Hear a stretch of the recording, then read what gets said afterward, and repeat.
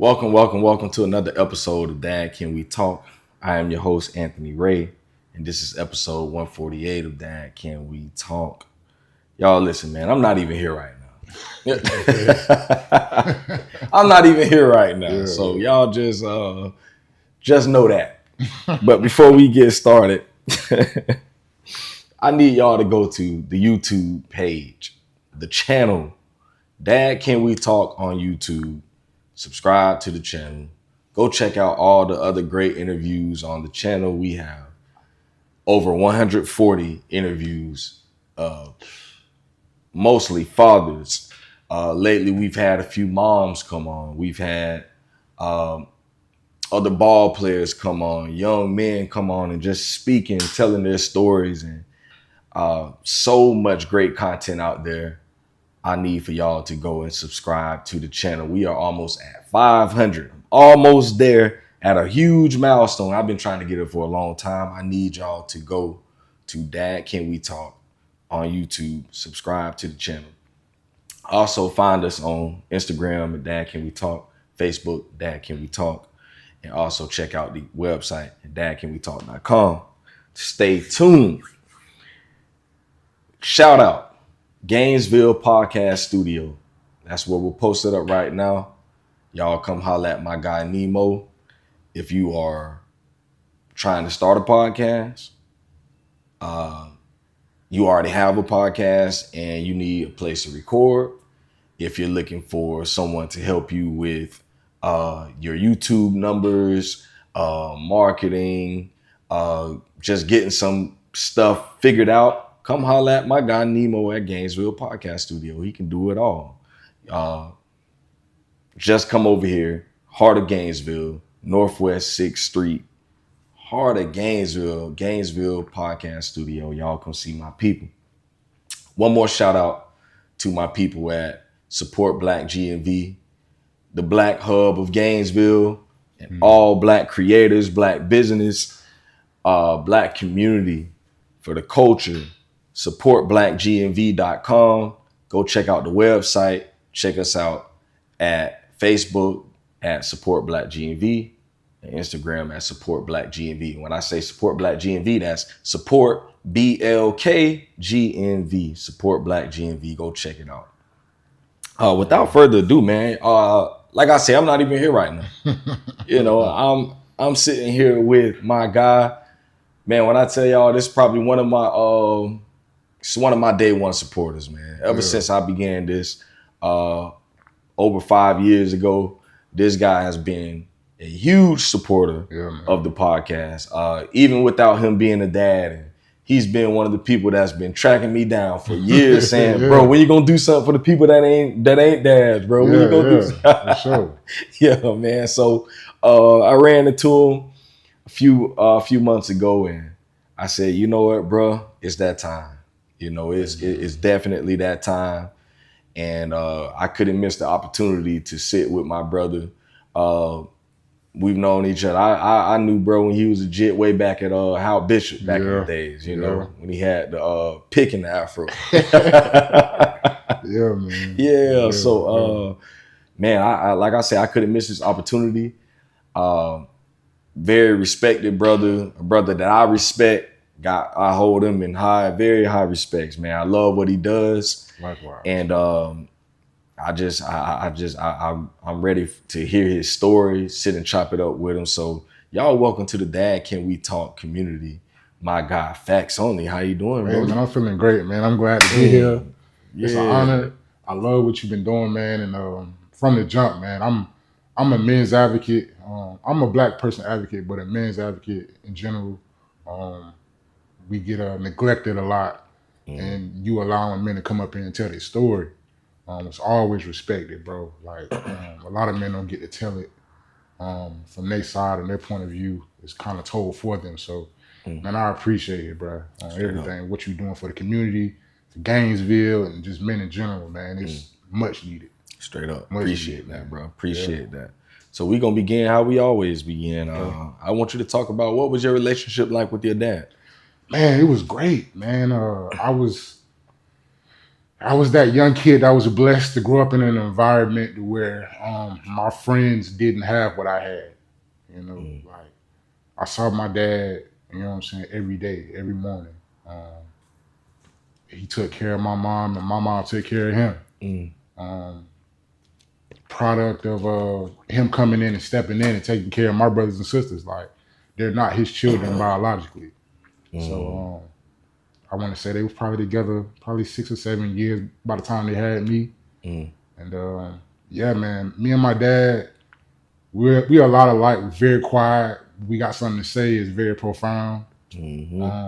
Love to laugh at everything. Watch movies all day. He got me into sports. Yeah, man, my dad is the greatest, dog, on everything. He all I got right now. You know what I'm saying? So, yeah, man. Every time I see him, I just give him the biggest hug, man, because so many of my friends just didn't have that. Christmas looked a lot different for me as opposed to my friends growing up. So, very blessed in that sense, man. Very, very blessed for him to give me something that he didn't have, you know? So, yeah. Straight up. Man, shout out to Pops, man. Shout out to Pops.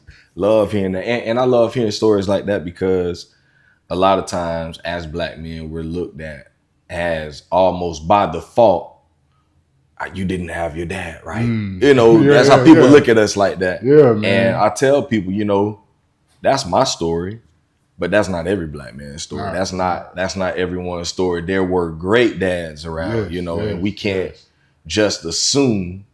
People out there, y'all just can't assume that when you see a Black man, you can't just say, oh, you know, he ain't have his daddy. Yeah, you can't. You really can't, man.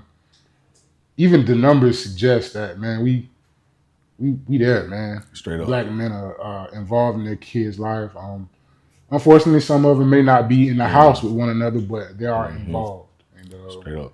The narrative does need to change on that because we take care of our kids more than any other male race within this world. So just that, having that, man, and realizing that is really a blessing, man. And just want to change the narrative and really show people, man, that a lot of the debauchery that we see and the negativity, man, that's like 5, 7, 10% of what we got going on.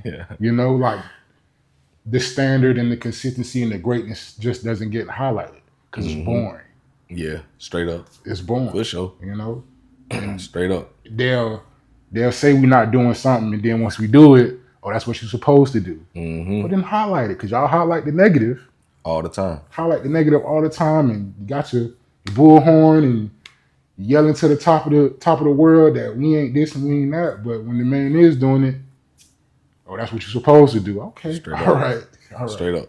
So yeah, man. That's real. What would you say is one of the greatest things that you learned from your dad? Like, what's one of the greatest lessons that he taught you? 2 things. Early bird get the worm. Don't let it come to somebody who's sleeping in. You know, if you want it, you need to get up early. You need to beat the sun up. And 2, be a man of your word. Do what you say you're gonna do. Don't make promises you can't keep. You know, stand on integrity, man. Like, he was really big on that, and character.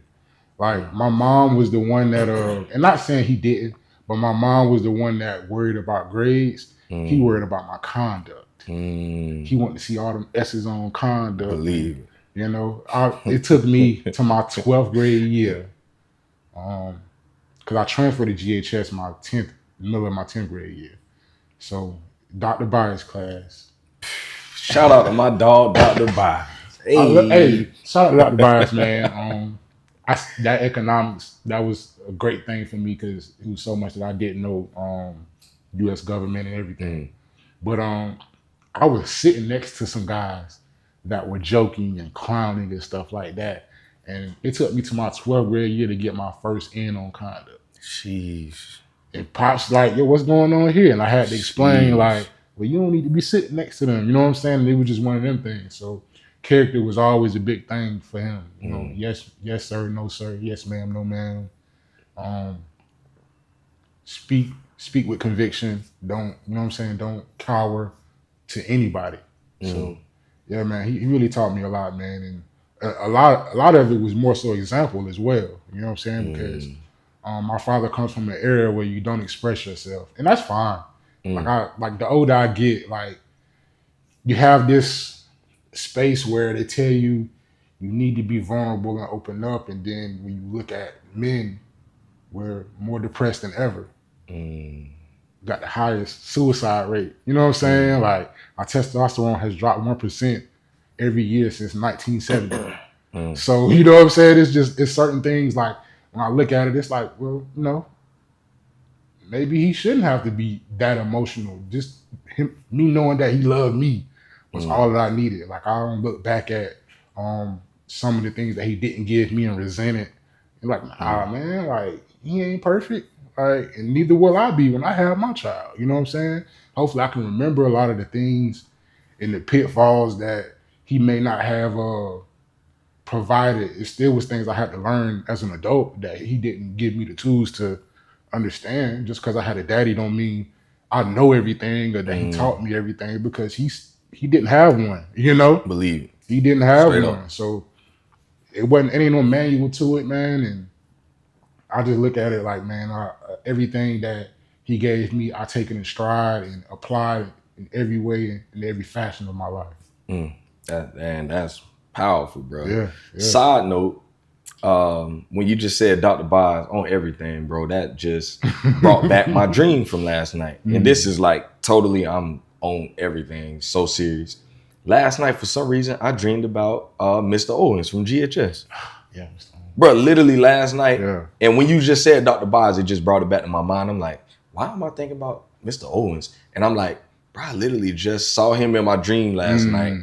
I was driving and I saw him and I was like, what's going on? He was just walking down the road. I'm like, dang, that's weird. That's so weird. But shout out to Dr. Boz. Shout out to Mr. Owens. Mr. Owens, bro, I really, if you was to ever watch this, I would love to have you on my interview. You know what's crazy? Mr. Owens was the person who kind of piqued my interest in interviewing in his humanities class, 12th grade. We had an assignment to do an interview someone. And so I forgot who I interviewed. I think I interviewed Mr. Owens that year. I was like, man, I'd like to interview you. I think you're an interesting guy. Yeah. And I had to come up with some questions and stuff to ask him. And he was one of the first people that kind of piqued my interest on that. I was like, dang, I kind of like this. This is kind of cool. And then we had like an assignment to write up something like, who would your dream interview be? And my dream interview at that time was Tupac. I was like, I would love to sit down with Tupac, man, and chop it up with him. That would be like crazy, bro, like real deal dream come true. But man, it's funny. I like what you were just saying because as a dad to my 3 kids, even though they're growing up with me, very active dad, active mom, bro, we just don't know it all, and I know that there are things that I'm still trying to, there's things that I'm still trying to overcome in my life. Especially when it comes to having emotional intelligence, with saying how I feel in healthy ways. I have not conquered that yet. So at times, I think my kids struggle with that because they see me struggling with it. They see me, I get upset sometimes and I come home and I'm on 100. Man, the dishes, bro, come on, man. Vacuum the floor, laundry, I'm going in. And every time I'm not saying those things in nice ways, I'm come on, I'm yelling, and I'm spazzing sometimes, especially if you be done said, I come home and I'm telling you something, then you say something back. Who you talking? Man, come on, man. And then we just kind of go from there and they be looking at me like, here you go. Now he finna be yelling for a whole 30 minutes, And so those are things that I'm working on as a dad. And so I just like that you said that because, you grew up with your pops, but your pops, was still trying to work on himself. He was still trying to, handle things within himself, but he also has this son that, is looking up to him. And so I want to kind of go there, man. I think this is a tough thing. So I work for a fatherhood program, and I talk with dads, and we work through this curriculum book. And I'm basically asking them a lot of questions. And when we get on the session where we're talking about handling and showing your feelings, it's always a tough one. And so I want to ask you, this question, like, how do you deal with handling and showing your emotions as a young man right now? And how have you, and where did you learn this stuff from? Because if we don't know, all we know at times is, we like a soda. Yeah. You shake us up. Yeah. We get shaken up by life. Yeah. And you sit us here, and it just takes the right person to come along and twist that cap off a little too fast without allowing the pressure to be eased off first. Bruh, how do you handle that? Number one, God. I know it may sound cliche, this song. For sure. God. Understood. God get me through everything, bruh. Gratitude. Whatever I'm going through, it could be worse. It can be way worse. It's somebody that's praying for my problems. Like literally praying for my problems. Having that inner monologue in your head and having a check and balance before making a decision. And being observant, man. Like I don't gotta touch the iron on the stove when it's on for me to know that it's hot. I done seen somebody burn their hand on it already. So I look at a lot of people around me and I look at the mistakes that they made and make sure I don't make those same mistakes. Like I don't have to learn a lesson by crashing out. I don't have to go through the same trauma everybody else has in order to learn my lesson. I can look at somebody else and nah, that ain't for me. Music helps a lot as well. Even though I'm not particularly personal about my life within my music, just that outlet and that venting. My music is more so motivational for my people to let them know how great they are. Affirmational in my sense for like my skill and what I want to obtain in life. But it's not personal in that sense to where I'm giving you my world. I haven't gotten to that point yet. I did it a lot when I was a poet. And that really got me through as a kid. I was very quiet, but in the inside I was just always mad about something. So I just went to poetry, man. Poetry as a kid, had football as an outlet, because men need to like conquer something. You need to be going for something to feel that purpose. If you sitting around all day just talking about your feelings, that's what leads to depression. But if you're not acting on whatever you thinking about to solve your issues, then you're gonna be stuck in that same spot. Like, so yeah, we can talk all day, but if you're not moving and if you're not being a man and getting up and being active about whatever your issue is, then it's all for naught. So yeah, I would think just me being active, man, and it's not a distraction. I don't see me being busy or working towards my purpose as a distraction. Man, I lost my mom in 2022, September 9th, 4 days before my birthday. And since 2018, I've been dropping music on my birthday, you know what I'm saying, every year. Ain't nothing stopped. The music still came out 4 days after my mom passed, you know? So yeah, man, like having that, and that was something that I know that she would have wanted me to do, because she was my biggest supporter, her and my dad, biggest supporters of my music. That's why I rarely cuss in my music, because I know they listening. You know?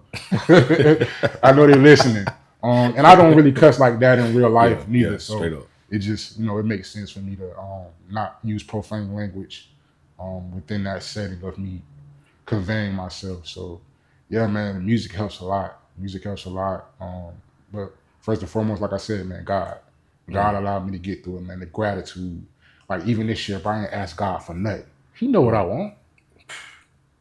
God know what I want. Like, you know what I'm saying? I done told Him 1,000 times.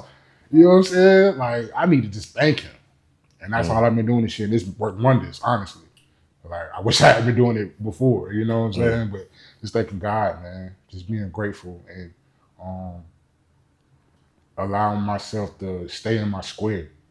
Like, and just doing what I'm supposed to do. I'm not supposed to be a crack shot. Why? Why am I supposed to crash out on my emotions because everybody else do it? Like, some things don't need to be said. You know, some things can be said a certain way. So I just keep that in mind. I treat people how I want to be treated. You know, so yeah. No, that's real. That's real. And so, would you say that music helped you go through the grieving process with your mom? Or did you ever take the time to grieve that loss? Yeah. I mean, but you never get over it. That's, you know, the first love of your life, man. That's the first date I ever went on was with my mom. Straight up. So, yeah, you never get over it. I'm not a big crier. So I want to say I probably cried maybe 3 or 4 times since she passed. I think about it every day though. So my voice may crack when speaking about her, but like I ain't on the floor because she gave me all the tools that I needed in order for me to continue to go. Like she left no stone unturned. My dad is doing the same thing right now. He's leaving no stone unturned. He's giving me all the tools that I need to survive and not trick myself out of my position as a man. And understanding that this situation ain't unique to me. It's gonna happen to everybody. Unfortunately. Unfortunately, if you have a mother that loves you, you're gonna lose your mother. It's natural biology. Your mom is not supposed to bury you. That's just real. Your parents are not supposed to bury you. So even understanding that, man, like, yeah, my mom was in pain. My mom had cancer. Like the last week and a half of before she transitioned, bro, she was mute, hallucinating off of the medication that they gave her. Like saying that she want to go home.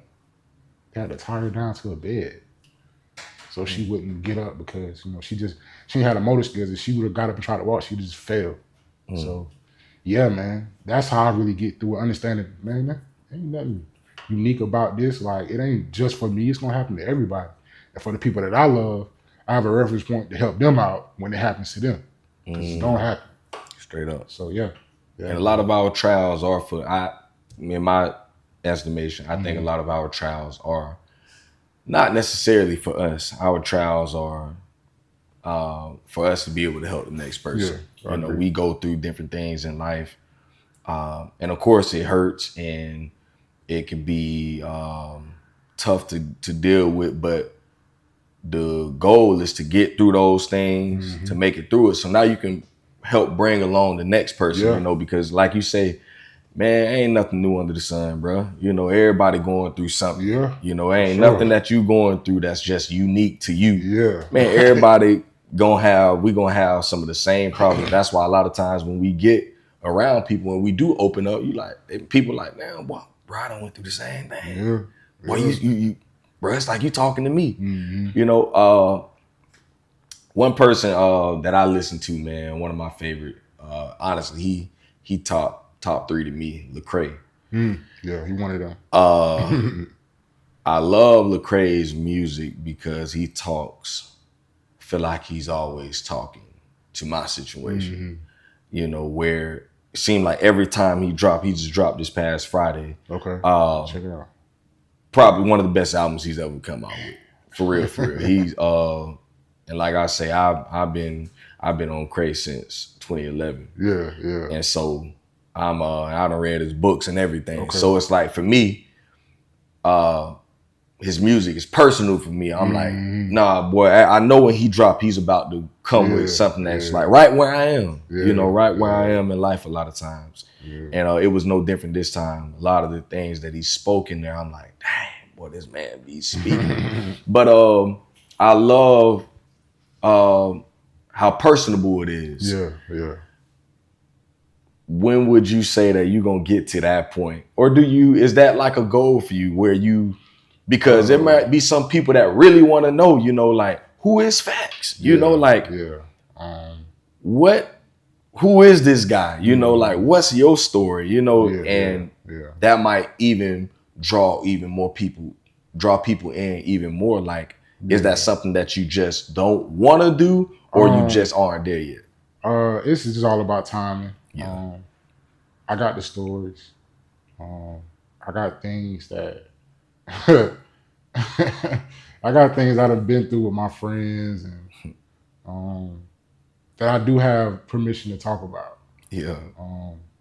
I don't know. It's just I don't know. I think I want more people to be engaged before I give them that. And maybe that's wrong. I don't know. Maybe I need to open up to get the people. I don't know. But right now, my mission has just been talking to my people about what we go through and our plight, and just how great we are. Because the things I'm speaking on, I didn't know. I just didn't know. Was unaware. So I want to bring those to the forefront. And every now and then I sprinkle some stuff in there. It's not all just me speaking to Black people. I am at times speaking to my situation. Yeah, like I'm very comfortable doing it. It's just when it's time for me to write, it don't come. Yeah, it don't come. Straight up. Like that ain't what I'm basing it off of. You know, like I'm basing it off of just a motivational factor to let us know, man, we greater than what they giving us and what they telling us. You know? Straight up. So straight up. How'd you get into the music? 2017. Well, from the baseline is poetry. Like a lot of rappers, a lot of MCs. Baseline is poetry. 13 years old. I can't remember the teacher's name. But my first poem was about football because that was the thing that I loved the most outside of my family. Yeah. Then from there, I want to say in 7th grade, they had us reciting poetry in an English literature class.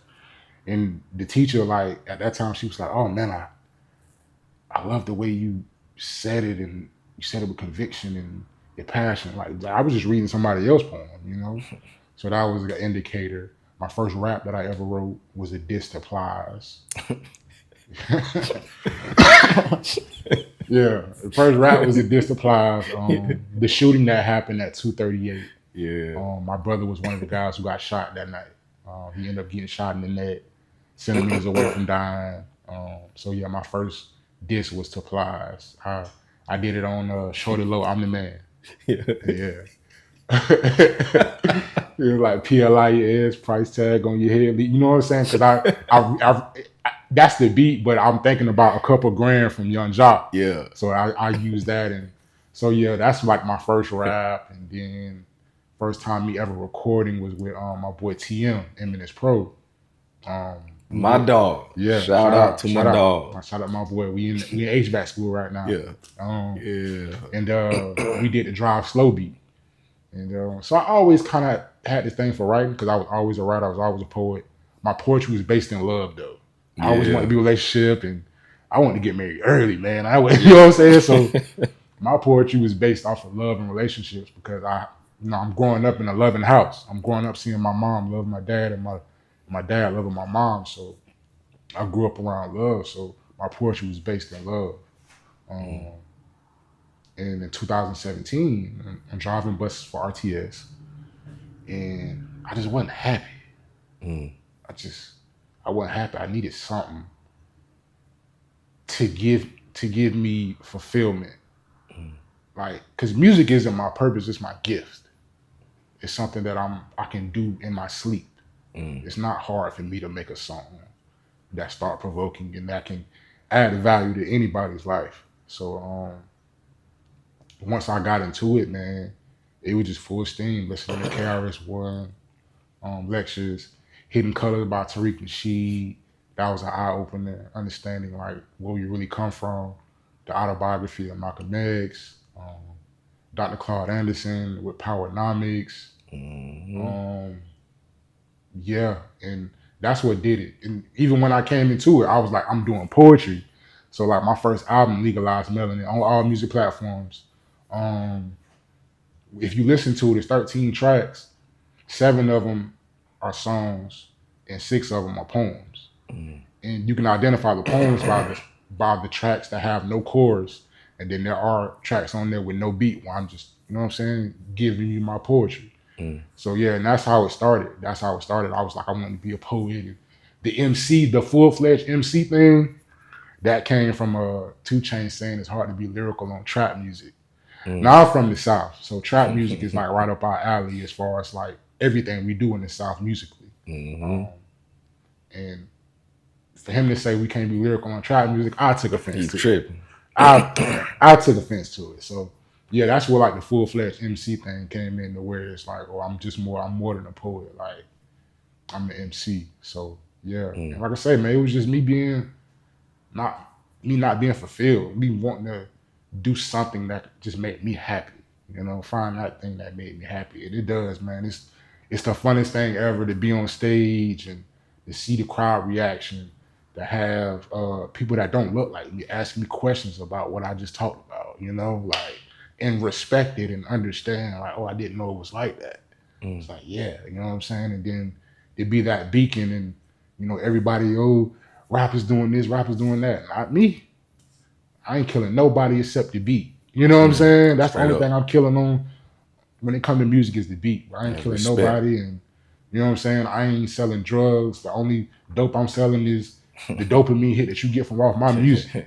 So yeah, like, I just wanted to be that that light, especially within this city, because it is a lot of detrimental music. A lot of people, they in it for the money. I ain't get in it for the money. Like, I did it for me to be happy. And that's what it was, bro. I was just being down in the dumps, and at the time I had a girlfriend, and it was like, well, she can't make me happy. I gotta make me happy. Like, I gotta do this. Is an inside job. And yeah, I just found that thing, that gift, that thing I knew I had been writing. I always a great writer. Journalism, wrote for the school newspaper at Eastside and GHS. My first write-up, because I did the sports column. My first write-up was on RIP to Shift Lou in downtown Anderson. That was my first write-up. That boy. And yeah, and from there, man, I've always been a writer. So writing was just so easy, and I just looked at that and like, okay, let me do music. Like, and I'm trying to venture out of other things, maybe a book and things, like, any way my writing can affect people and add value. That's what I'm trying to do. Straight up. So yeah. Love that, bro. Love that. Yeah. What was one of the most impactful verses to you? Like, it's one of your favorite verses from anybody? From anybody? Anybody. That's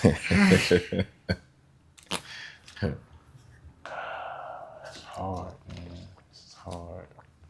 There's so many great ones.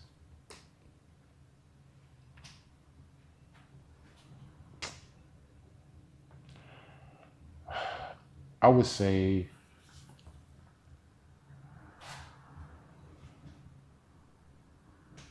man. That's a tough one, though. There's so much music, man. Impactful verses. Like, one of mine, Tupac. Okay. Second verse on Better Days. Okay. No, the third verse. Okay. He was talking so much truth in that, man. And I could feel it. Yeah. And it was always one of those verses, every time I heard it, I'm like, dang, that's real. Yeah. I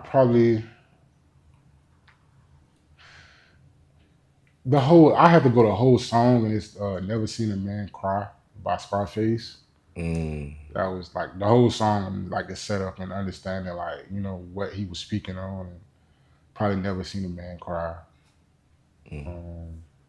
Yeah. That's real. Yeah.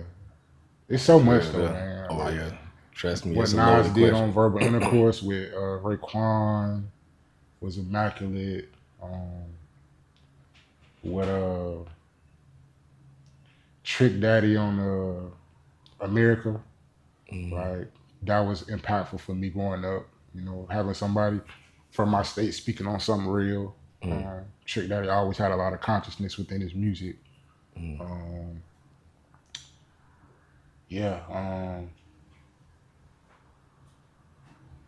Probably another thing that impacted me as well. Everything in Texas. I lived a year in Texas, so everything that Zero Always and all of that Texas music. Yeah, all of that, man. All of that was impactful. Like, helped mold me because I lived there for a year or so, man. That's all we heard. That's all we heard. You know? They really stick to their culture. They don't really listen to the outsiders and things of that nature. And that was refreshing as well. So yeah, man, it's just so much music for me to really pinpoint it. It's very hard. Yeah. I know for me, and I think if anybody listens to this song, and I already spoke about him before, but me and my boy TM did a song called "Clarity from Darkness," and you speak on the personal aspect of it. We were both personal in our verses in that, and I feel like that's one of my for me personally, my more impactful verses that I've ever spit. You know, this be my offering, giving back to the Lord. Born premature, but grew up the biggest boy. Demons never prosper. I'm offering them mouthfuls, optimistic about my problems because this is what I asked for. Like, you know, just speaking on, like, you know, I was born a premature baby, bro. I'm 6'6", 300 pounds. Doctors told my mama I wasn't going to be a normal kid growing up. I was going to have to be on a ventilator and stuff like that, and I couldn't be outside playing with friends and stuff like that. I ended up being a D1 football prospect in high school. So just by the grace of God, you know what I'm saying, understanding that, you know, what they told me I was going to be, I wasn't, and, you know, surpassed all of that, bro. So Clarity from Darkness on all music platforms, FakksOnly. Y'all check it out. Straight up.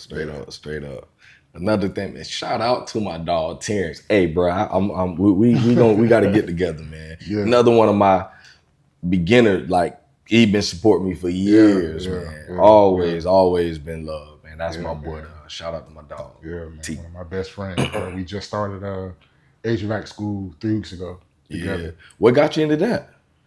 Well, I drive trucks as a side to my music. It's my side hustle to my music. I drive trucks.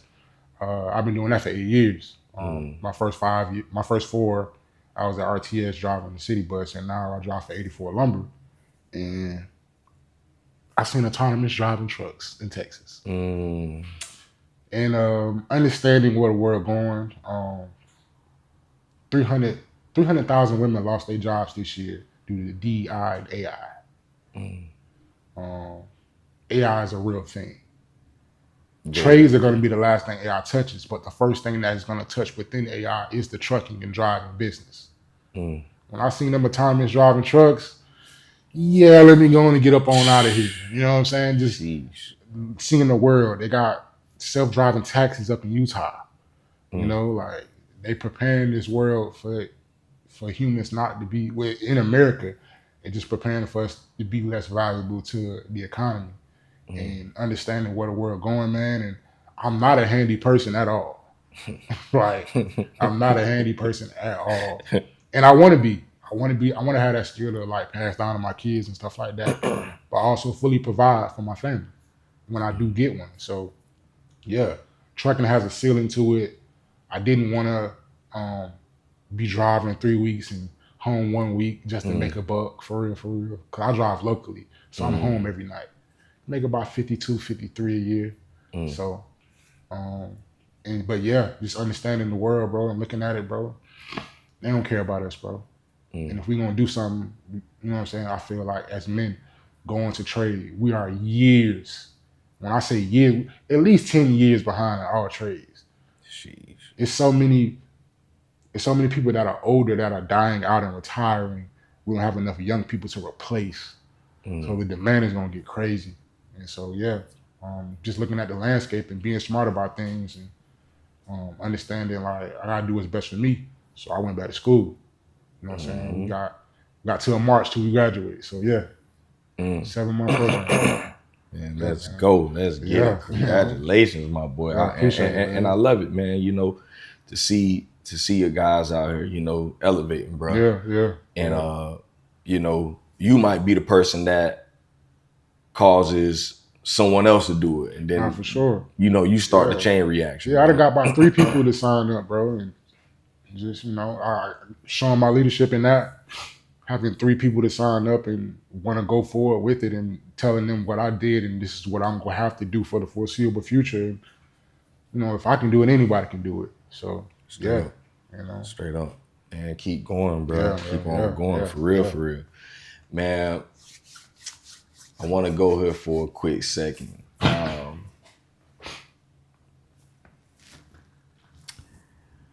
what's something that if you had to give your dad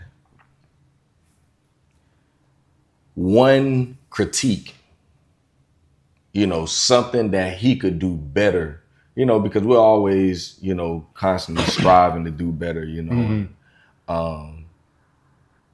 as a partner and as a father. In my instance, a couple weeks ago, I asked my wife to like fill out this checklist, checking off, where I'm good at as a father and where I'm good at as a partner.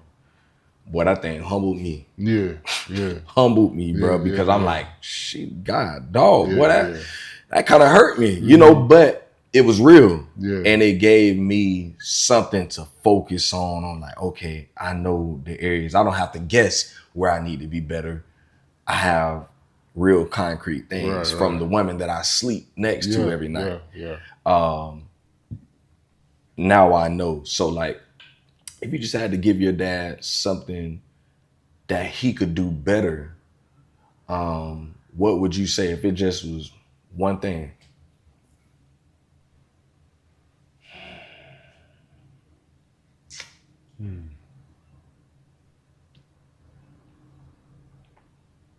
From me growing up and seeing my dad, and seeing how my life has played out, I would say it's three things. One, like I said, I'm not handy. He is. He should have made me be out there working with him as opposed to allowing me to focus on football. We've had that convo before. Like, yeah, you're right. I should have. You know what I'm saying? Like, should have made you be out there up under the hood with me in the car and stuff like that, and doing things of that nature. I want to say the second thing, and this more so from like the conversation I've had with him and my mom. And I tell everybody this because when they told me about this, it blew my mind, but it made sense. I'm a product of the marriage. I'm a product of what you guys have. But the marriage come first. The marriage come first. Because your kid's going to grow up and leave the house. And it's just going to be y'all two. It's just going to be y'all two. When my mom got cancer twice, she beat it once. He was the one that was there. Me and my siblings love our mama to death, bro. But he was the one that was there. And understanding, like, when I left the house, it could have went left. Like, I'm the baby. So when I leave the house, it's an empty nest. Like, it could have really went left because they've been focusing on the kids so much. They've been using the kids as a distraction, having to take care of this for the kids and take care of that for the kids. They weren't pouring into one another, So that was probably something that he could have did better at growing up as far as pouring into great dad and not great husband, but he just could have poured more emotionally into my mom at times, you know what I'm saying? Just from the conversation that I've had with him and her, like they were very open about what they were going through because they didn't argue much. So they were transparent about things and letting me know, hey, don't do this and don't do that, I forgot the other one. He ain't perfect, bro, because no man is. But I don't look at his imperfections as something that needed to be fixed. I feel like that's something for me to learn and grow from, For something for me, okay, my pops didn't do that, I'm going to make sure I do it. That's real. That's real. real.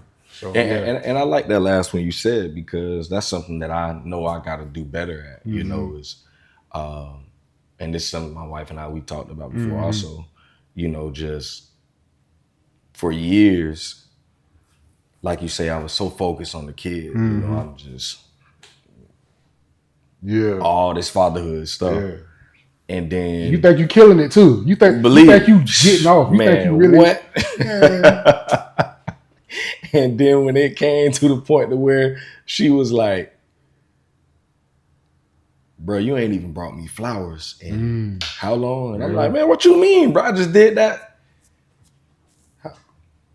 shit, when the last time you know, and I'm like, well, shoot, dang, bro, you know, I ain't really think, you know, it's when you think you done bought flowers recently, but it be done happened 8 months ago, right? You know, but you still hanging on to that last time you did it.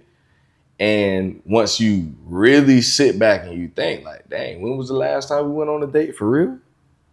You know, and that's something I gotta work more at, you know. Been trying to work more on that coming into this year. After we spoke a lot about it last year, just going through therapy and stuff. And I'm just like, you know, we gotta do better at that. Right. Even as of recently, you know, I found myself getting back into that same groove, and I'm like, dang, bro, you gotta keep your focus on that. You gotta pour into that. Yeah. You know, because if not, it's so easy for it to get stale, especially when you have children. You know, you have children, you working. You know me, I'm working 3-4 different jobs, you know, so I'm all over the place. And it's easy to allow the marriage to become stale. Right. Because you're just so busy doing so many other things. Yeah. And that's a tough thing. And I tell guys all the time, you know, who aspire to be married, you know, or going to that, you know, want to go that way.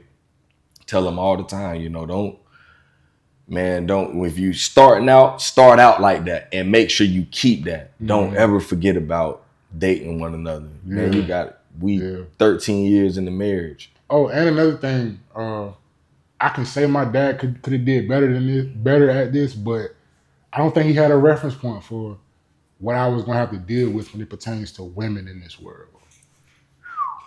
Like I don't think he could have because what I've experienced, I'm pretty sure he just didn't experience, dog. Like, man. They different too. They different, man. They not my mama. And all you women, you trying to look for your mom. Y'all trying to look for your daddy. Y'all trying to look for what he gave you or what you lack from your dad and your partner. So stop the cap. Y'all all do that. I'm tired of y'all saying stop looking for y'all mom and y'all wife. Y'all looking for y'all dad and y'all husband. Let's keep it a being. For real. So and there's nothing wrong with that. Just don't come at me for wanting that with my wife and want to see certain aspects and characteristics of my mom within my wife. Just don't. That's what I don't like. Jeez. It's fine that y'all want to find y'all dad and y'all partner. That's fine. Just don't come at me for wanting it on the other end. So sheesh.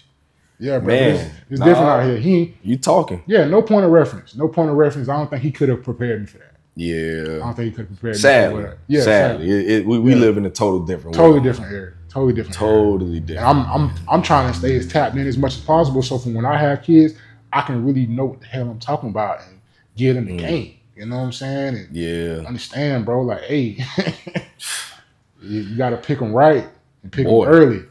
You know, pick them right and pick them early, man. The further along you get down, the more trauma you're going to deal with from women and from the trauma that you accumulated over your own life. And that having to come together, man, it can be a real storm at times. So, tough. Yeah. Very tough. Yeah. And listen, I'm already knowing, bro. Man. And that's something that, you know, I'm trying to prepare, you know, my daughters and my son for, you know, we joke about dating and stuff. And I always tell them, you know, for my son and my daughters, I ain't you bring somebody up in here, I'm slapping them upside the head. We be playing, but you know, just I mean, even as a dad, just trying to prepare myself for the day where my daughter come home and say, Dad, I got somebody that I'm into, you know, I'm interested in. You know, and you know, I want to be prepared mentally for that so that I could give them the game, you know, just, you know, be honest with them, letting them know, and just through experience, you know, through my pitfalls, my downfalls in marriage and relationships. And I just want to help them to be better than what I've been, right? You know, and knowing that it's a total different, it's different out here. They're really growing up in a social media era. Unfortunately. And that's a tough thing to be, you know, dating. It's a tough dating pool. It is. Very tough.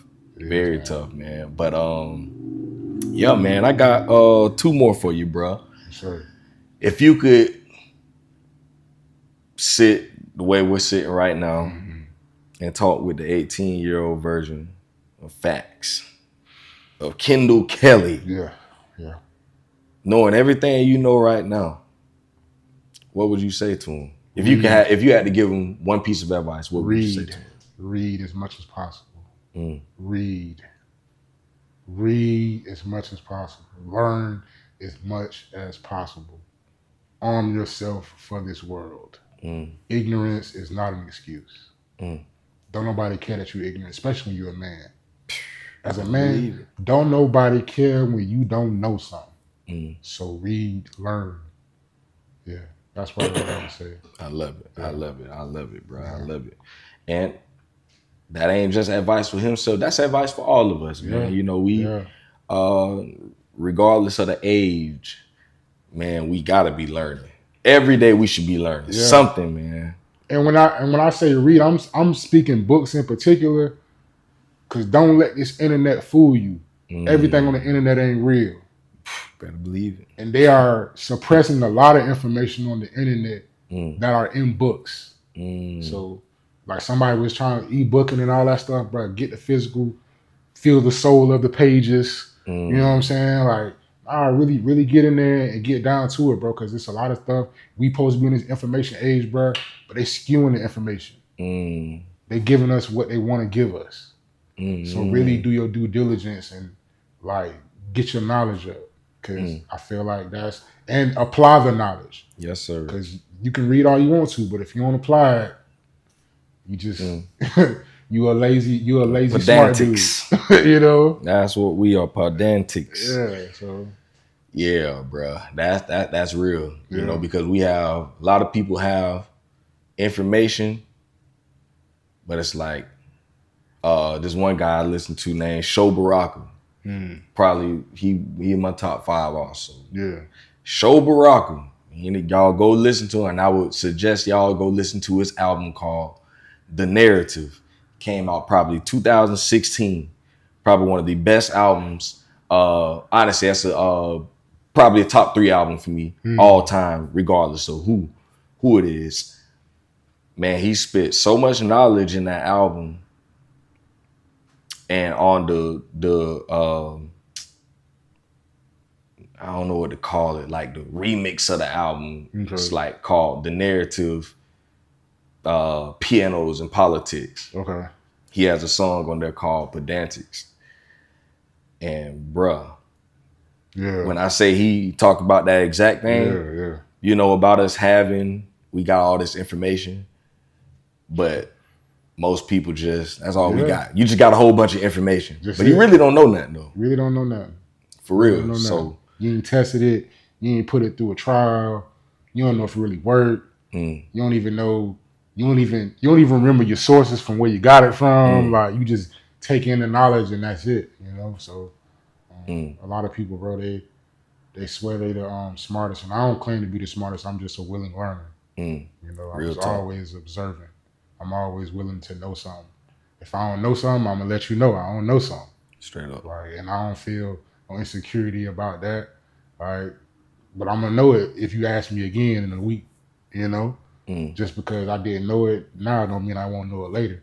And don't mean I won't apply it neither. So yeah, man, people, all this information, bro, and it's just going over people's head. Straight up, man.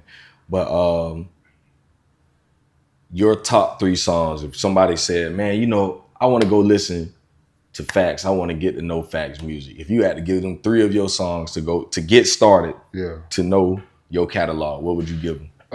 This 4 Part 2, I did a video for it at the Civic Media Center. It's pretty much a library. It's speaking on the part of our people. That's a baseline. I'm very militant at times within my music. Malcolm X with a microphone at times. And that song kind of encapsulated. It's on a beat to where it's kind of like a Metro Boomin type, 21 Savage type beat. But I'm conveying that message. Miami is a song, I spell it Myami. I love women. It's a body positivity song. I love natural women at that. All this BBL warriors and all that stuff. We can kill all of that. Like, for sure. Please. Just because we hit a like on it don't mean we want to marry it. You know what I'm saying? Believe it. Just because we put a heart on it don't mean we want to marry it. So, hey, it's a body positivity song for natural women. Miami. Check it out. And my third one would be the song I talked about earlier with TM, Clarity for Darkness. If you just want to get an inside scoop on just me, and like, you know, hey, I was born at AGH. That hospital don't even exist no more. At all. So, yeah, bro, like, them would be the three. Disfo Part 2, Miami, and Clarity from the Darkness. For sure. Yeah. Well, yeah, man. Y'all go check my guy out, man. Y'all go check that music out. My boy has nice catalog on. Yeah, I got about 90 to 100 songs on online. So it's a lot you can go get into. Yeah. I got something coming out September 13th as well. It's my birthday, like I said earlier. I've dropped something every year on my birthday. September season. Yeah, you know. So you know, we're gonna keep it rolling, man. It's the funnest thing that I could do. It's the thing that fulfills me the most, outside of waking up. So yeah. Straight up. Yeah. Where can the people find you at? Man, any and all platforms, FakksOnly, TikTok, IG, Snapchat, Spotify, iTunes. You can find me on anything. You can Google me, FakksOnly, FakksOnly, but that's one word in 2 Ks. That's one word in 2 Ks, not 3. FakksOnly. Straight up. Y'all go find my boy. Go check out the music. Go support. Keep doing what you're doing, bro. Man, I appreciate it. I appreciate you, bro. Real talk, man. I really do appreciate it, bro. For real. Everything. That's love, bro. Because you ain't have to have me on here, but you did. Straight up. You did your thing at Swamp Religion that one night. Yeah. No, Swamp City. Yeah. And you know, you giving the mic to the people in the audience. I'm like, well, you got to do this again. Like, man. Yeah. Dang, I forgot all about that. That was my first live event. Yeah, that's man. real. Yeah, bro. So I definitely appreciate it. It's an honor, bro. You done had so many great people come up here. You got my homegirl Jerry up here. Yeah. Like, that was dope. Shout out to my dog. That's one, like, I don't got many female friends, but that's my female. She was in my journalism class at GHS with me. Yeah. One of the few black women that was in there with me. So that's the dog right there. Straight up, man. Straight up. Well, yeah, bro. We gonna end it like that. Like I say, y'all go find this episode, all other episodes streaming, Apple Podcasts, Spotify, dadcanwetalk.com, YouTube, Dad Can We Talk, Instagram, Dad Can We Talk, Facebook, Dad Can We Talk, Dad Can We Talk everywhere. Just go on Google and type in Dad Can We Talk. Yeah, followers, man. Y'all tripping. For real, man. And even TikTok, Dad Can We Talk. Y'all go find us, go like, subscribe, share, do all that type of stuff, man. You know, we support a lot of the nonsense. And I know that this ain't the most crazy stuff out there. I know that's what people support a lot of times, but we just trying to bring some light into the darkness, man. That's it. So if this is your thing and you want to see more of this type of stuff, man, y'all just gotta support, man. That's all we ask. You know, it's free to support. I promise. I ain't asking nobody for no money, no nothing. Just asking for your support. Support the people that I bring on, you know, the dads, the moms, the rappers, the basketball players. All just support the people, man. That's all I'm asking people to do, man. Support people that are doing positive things in the community. That's it. So, like I say, y'all go check it out in all those places. Another shout out to Gainesville Podcast Studio for allowing us to post up at the spot today. And we up out of here, man. It's Dad Can We Talk, episode 148. Bang, bang.